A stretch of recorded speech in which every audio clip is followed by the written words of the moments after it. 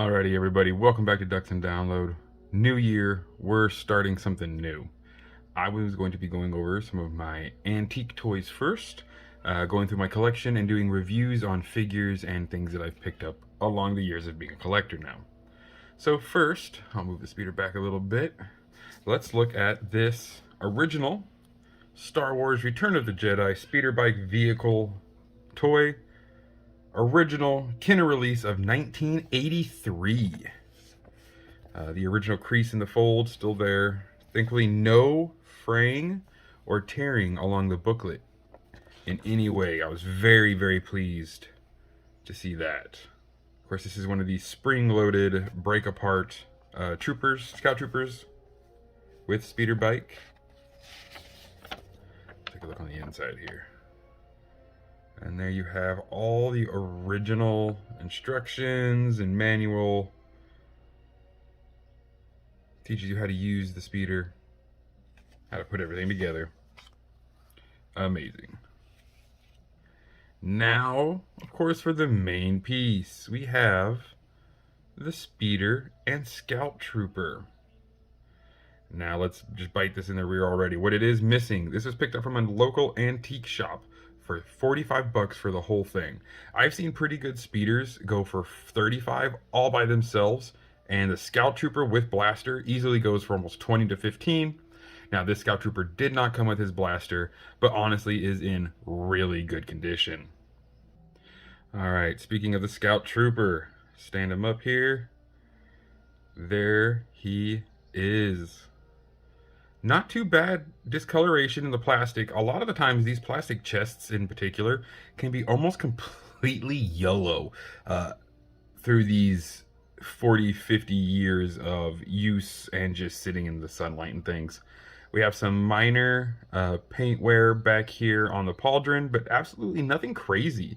A little bit of wear here where his butt touches the speeder bike, absolutely okay with me, as this is of course a used toy. His front looks really good. The biggest thing, a little loose on the arms, which is it's gonna happen, honestly. This is his riding arm, so this is the one that was extended the most. Of course, I'm not surprised that the plastic in there would get the weakest. This arm still holds up fine. A little bit of discoloration on the glove. Same with this one. Wherever the hand would have been holding the speeder bike's handlebar, of course, there's gonna be a little bit of rub and stuff. The legs look very well kept and in really good condition, all minus the little caboose there, but that's nothing crazy. As the legs go, very good articulation still left in his legs with the ability to keep them up just fine. Alrighty, but yes, so there's the Scout Trooper. Absolutely amazing. I was so happy to get both of these for such a reasonable price. All right, now let's take a better look at the unseated speeder bike. Control panel area is still in very, very good condition. That was one of the biggest things I looked for.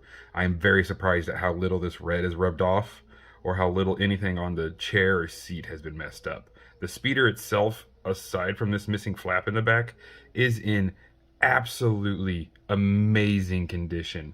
The only loose thing on here would be the gun, which of course does rotate, but thankfully it doesn't move drastically on its own, but it will still move from time to time. So take a look at the underbelly here. Underbelly's looking amazing, all in good shape still. Again, no crazy scuffing, no extremely harsh cuts or scrapes. Absolutely thrilled with this. Let's see if we can actually see the little makers.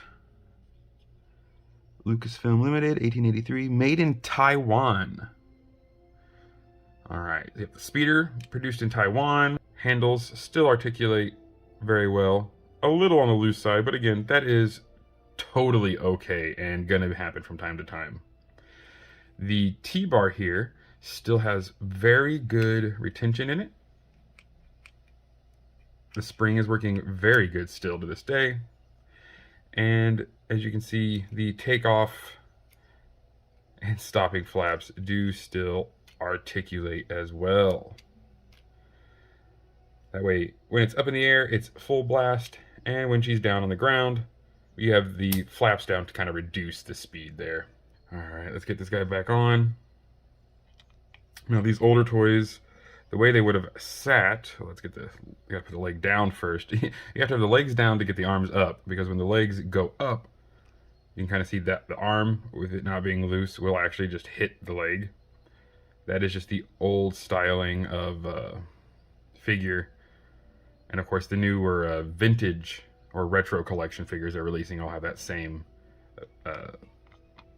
lack of articulation as they had back in the golden era of Star Wars toys. So let's grab this T-bar. We're going to pull it up as it is springed, loaded in there. Set our guy down. Let's get these handles back here. All right. Put that back there. Boom. Clicks in just fine still. Get this other hand down there. There we go. Guys, thank you so much for joining me on this first video where I get to show you guys some of the things that I've been collecting and some of the things I've been really falling in love with lately.